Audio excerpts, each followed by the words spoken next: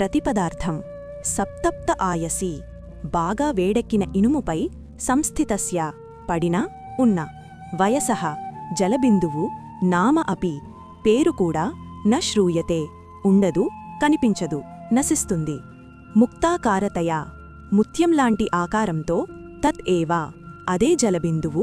నళినీపత్రస్థితం తామర ఆకు మీద ఉన్నప్పుడు దృశ్యతే కనిపిస్తుంది అంతఃసాగర మధ్యవర్తితం సముద్రంలో మధ్యలో పడినప్పుడు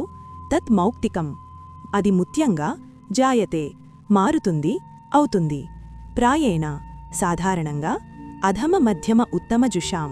అధములు మధ్యములు ఉత్తములు వారి సహవాసం ఏవం విధా ఈ విధంగా నృత్తయః మనుష్యుల స్థితులు లేదా ఫలితాలు